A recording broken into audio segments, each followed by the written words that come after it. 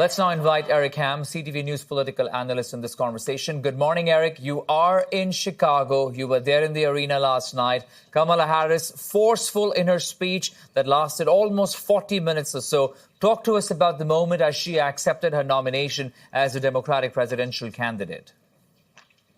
You know, all week we have been seeing these speeches that have been iconic, that have been moving, that have been soaring. And of course, the imagery is palpable that we have seen all throughout the convention, but also throughout Chicago itself, across the city. And last night, Kamala Harris took it to an even higher decibel, if you could actually believe that, given what we have been seeing over the course of this week. And when she accepted the nomination, and of course, her searing attacks on Donald Trump, they certainly elevated and energized that crowd of supporters and Democrats that were in that convention center. And I think the takeaway from this is now, not only is this going to be a sprint to November, but this is going to be a back and forth race that we're going to see between these two candidates. You know, I was just thinking about this convention, Eric, and one can imagine what this convention would have perhaps looked like 4.5, 5 weeks ago than what it is today after, of course, Joe Biden stepped aside. We saw a lot of tributes to his presidency as well.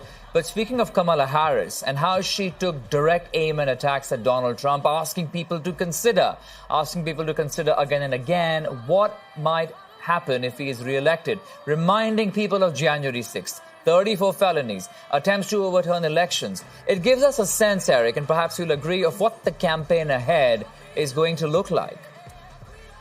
And that's a really good point, because, you know, while certainly much of the focus was on Kamala Harris's address last night, if you look at what took place over the course of the night, this was clearly a show that the Democrats are going to play on many of the Republican strongholds and principles. We saw the sheriff from Genesee County in Michigan, a key battleground state, actually speaking on the stage last night in his sheriff's uniform.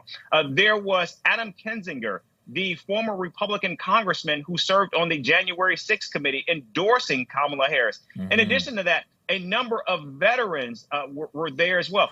And so I think what you saw was not only more of the narrative of Kamala Harris, but also making clear that they were making the push and the sell for Republicans to actually join this campaign.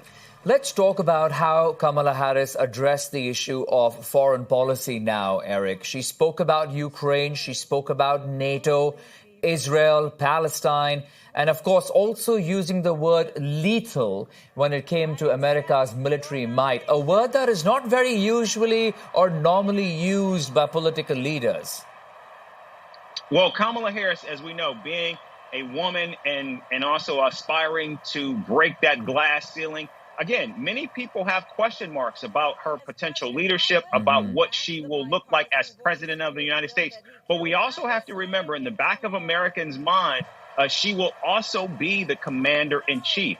And I think what she was doing there was making clear that she can step into that role as well. And I think she was making sure to let not only the people in that room know, but also the people around the country that were watching. But the true battle lies ahead, Eric. 70 days or so. And of course, one of the major challenges, I should say, should be that debate with Donald Trump in September.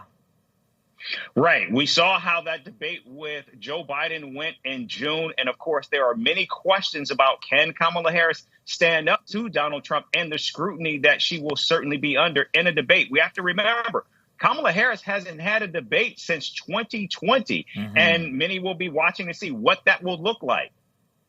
Eric Ham, CTV News political analyst. Appreciate the inputs, Eric. Thank you.